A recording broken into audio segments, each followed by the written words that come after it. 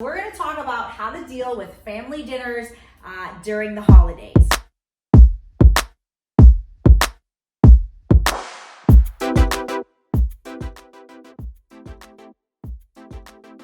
Grandma or mom or aunt somebody is going to make a comment on some of your food choices or how much you're, portioning out or just something in general. It just kind of causes some anxiety when you want to be the one continuing your successful approach to nutrition. First of all, we want to be managing the calorie pushers is what I call them, right? So the people who are like, oh, you won't eat that, will you? Or I don't know why you don't eat that, or why don't you take more of this, or something like that, right? We've all kind of heard that before.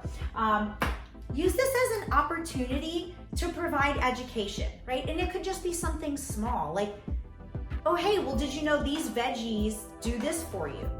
Or, something that has to do with fruit. Or did you know that lean protein or what protein can help you do? Like, hey, I'm loading up on my protein so I can help support my immune system, so I can help support recovery so I feel good the next day. Or, hey, I did a good workout yesterday or in the morning. I want to get my protein in. Did you know? So anything you've learned, you can pass on to somebody and use it as a reason as to why you're making that choice. Because many people think that we just make these choices to diet and restrict ourselves, whereas as we're learning, we really make these nutritional choices to make our body feel better and to build it up. So it's a great way to provide education to people who might just not know that.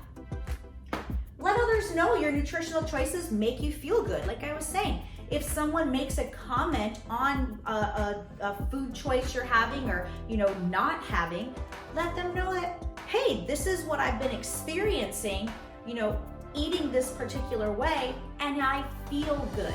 Nobody can really say anything like, well, your feelings are, not important, right? If you were to say, well, I'm eating this way to lose weight or to look a certain way, we typically get some, pushback. But if you use it and say, hey, you know what? I hadn't been feeling as good before.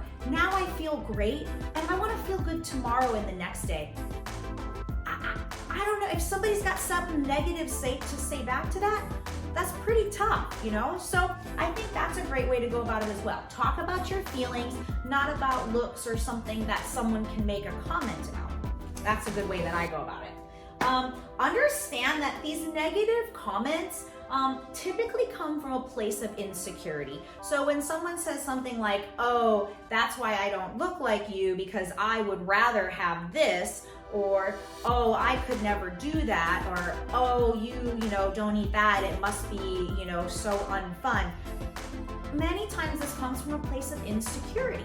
And so the way that I go about it is when someone makes a comment on foods that I eat, I like to just make a comment and say something like, that smells delicious, or that looks really good. I tasted that and it's really good, right? And that doesn't make any kind of a comment to make them feel any certain way, good or bad, about their choice. You're just commenting on the food, right? So again, that could go something like, oh, that looks delicious, or it smells delicious. I tried that, it's good. And so that's a really nice way to go about it. You don't have to worry about, hurting someone back or placing your insecurities against theirs. It's a helpful way to go about it. So those are the ways that I manage the calorie pushers. The next thing you could do, taste everything in moderation.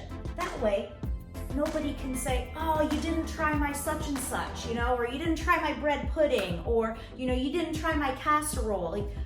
Take a smaller spoonful to, take a smaller portion size of each thing, and then that way it looks like you're having everything. The next thing, eat slowly and talk a lot. That way they're paying attention to you doing more talking than what you're eating or how much you're eating. Plus, if you eat slower and talk more, everybody else is eating, maybe they're getting their second helping, but they're already picking everything up by the time you're done eating, so you don't have to get pushed to have that second portion. Lastly, offer to take a second helping as a leftover. So if you finish and you don't really want to have that next helping, but grandma wants you to, or your aunt wants you to, just say, hey, can you put that in a to-go container for me and I'll take it and have it tomorrow. Then you don't have to worry about hurting anyone's feelings, not being polite, or having someone make another negative comment towards how much you are or not eating, and they don't even have to know if you end up actually eating it, right? So that's a really nice way to go about it. So I hope this helps you at Thanksgiving, Christmas, Easter, any of the holidays that you've got with your families. I hope that helps you kind of manage the calorie pushers, come away from it feeling good, and maybe you can get that educational opportunity in there also.